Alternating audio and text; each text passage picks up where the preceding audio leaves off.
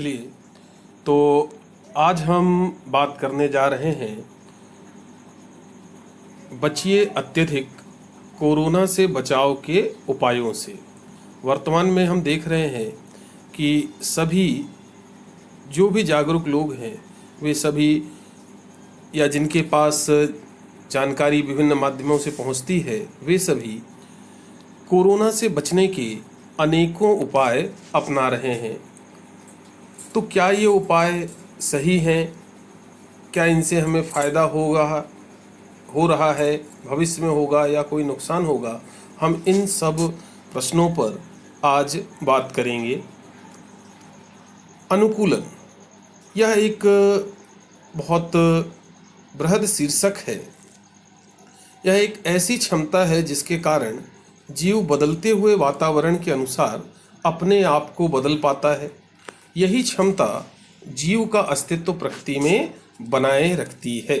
अर्थात अनुकूलन की क्षमता के कारण ही जीव का अस्तित्व प्रकृति में बना रहता है।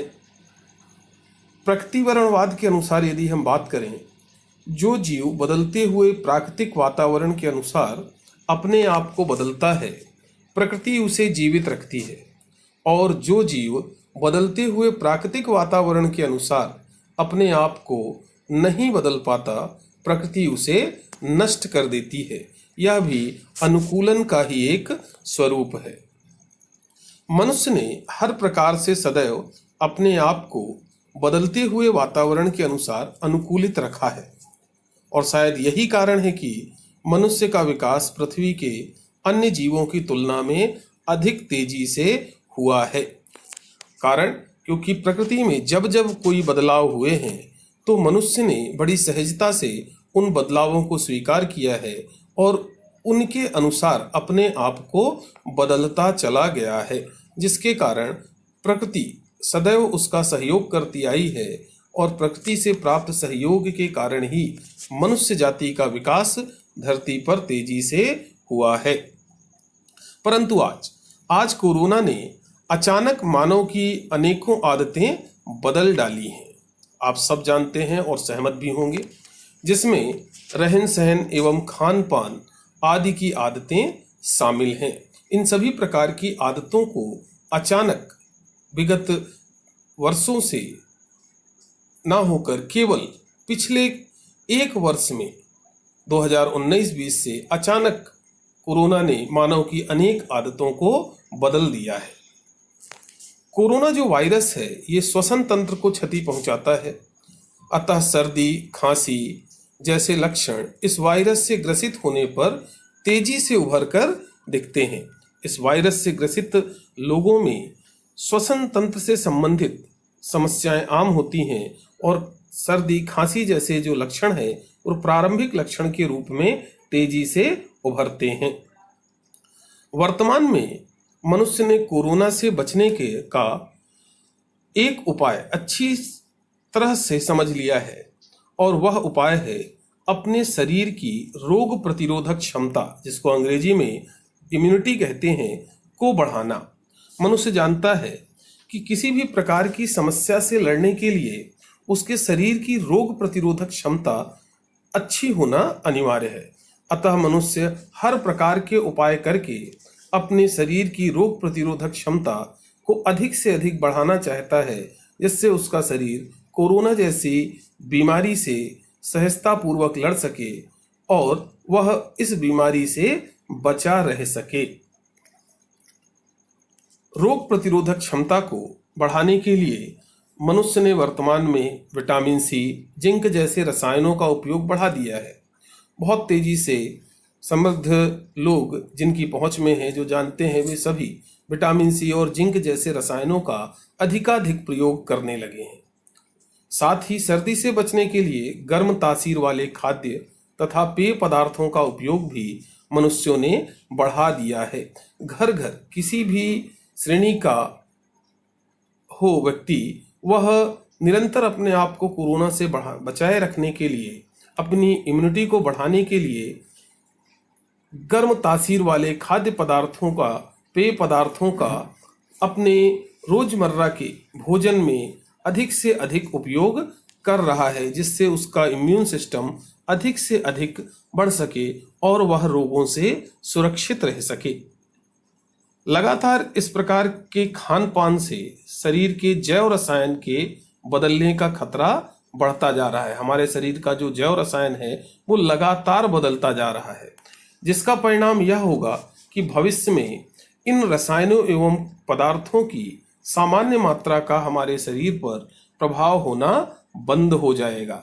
क्यों? क्योंकि धीरे धीरे हमें इसकी अधिक मात्रा के उपयोग की आदत पड़ती जा रही है। हमारे शरीर को इसके अधिक मात्रा के उपयोग की आदत पड़ती जा रही है। इसलिए समय के साथ साथ इसकी जो सामान्य मात्रा है उसका हमारे शरीर पर असर नहीं होगा। इसके लिए मैं आपके साथ एक छोटे से उदाहरण पर बात करता हूँ। आपको याद ही होगा कि पहले नीम की पत्तियों का हल्का सा धुआं कर देने पर भी मच्छर भाग जाया करते थे।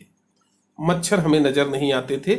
हल्का सा नीम की पत्ती का धुआं भी मच्छर भगाने के लिए पर्याप्त हुआ करता था। परंतु आज खतरनाक रसायन का धुआं भी मच्छरों को नहीं भगा पाता है। कारण धीरे धीरे मच्छरों के जैव रसायन में बदलाव हुआ और उन्होंने इस रसायन के प्रति अपने अंदर अनुकूलन पैदा कर लिया, जिसके कारण इन रसायनों का असर धीरे धीरे उन पर होना बंद होता चला गया। और आज हम अपने घरों से मच्छर भगाने के लिए भारी मात्रा में रसायनों का उपयोग करते हैं। और धीरे धीरे हम ये भी देखते हैं कि जो रसायन आज मच्छर भगाने के लिए उपयोग आ रहे हैं वो कुछ समय बाद काम करना बंद कर देते हैं, मच्छर पर उनका असर होना बंद हो जाता है। कारण अनुकूलन। ठीक यही हमारे साथ भी होगा। यदि हम इम्यूनिटी बढ़ाने के नाम पर विटामिन सी, जिंक और गर्म तासीर वाले खाद्य पेय पदार्थों का उपयोग ऐसे ही अधिक मात्रा में करते रहेंगे तो हमारे शरीर का जो जैव रसायन है वह बदल जाएगा और एक समय ऐसा आएगा कि हमारे शरीर पर इन रसायनों का, इन पदार्थों का यदि कम मात्रा में उपयोग किया जाएगा तो उसका कोई असर नहीं होगा। अतः कोरोना से बचने के लिए उतने ही रसायनों का, गर्म खाद्य पेय पदार्थों का उपयोग किया जाना चाहिए जिससे हम कोरोना से बचें भी और हमारे शरीर का जैव रसायन भी ना बदले, या बदले भी तो वह केवल उतना ही बदले जितना आज के समय के लिए अनिवार्य है। ऐसा ना हो कि भविष्य के लिए भी बदलाव हो जाएं जिनकी आज हमें आवश्यकता नहीं है।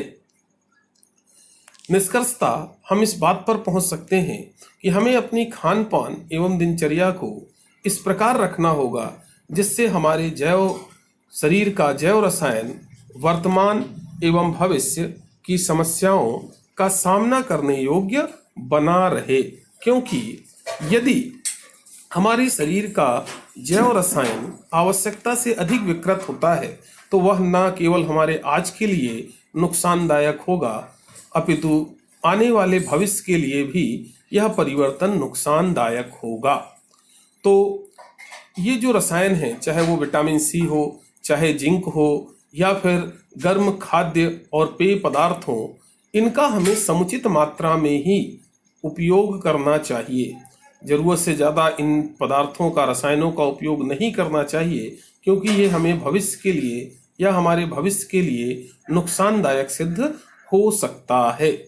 तो भविष्य सुरक्षित रखने के लिए हमें आज से ही ज़्यादा से ज़्यादा योग, व्यायाम पर ध्यान देना चाहिए और जो हमारे खान पान की आदतें हैं आवश्यकता अनुसार ही उन्हें बदलना चाहिए। ऐसा नहीं कि हमें सर्दी, जुकाम, खांसी कुछ भी नहीं है, उसके बाद भी हम विटामिन सी, जिंक और दूसरे गर्म खाद्य पेय पदार्थों को अधिक मात्रा में उपयोग करते रहें। ऐसा नहीं करना चाहिए क्योंकि ऐसा करने से हमारे शरीर का जो जैव रसायन है वह बदल जाएगा और इसका नुकसान हमें भविष्य में झेलना पड़ेगा। उम्मीद है आपको बातें समझ में आई होंगी। चलिए अगले वीडियो में हम इस शीर्षक पर कुछ और बात करेंगे। अभी के लिए बस इतना ही, फिर मिलते हैं।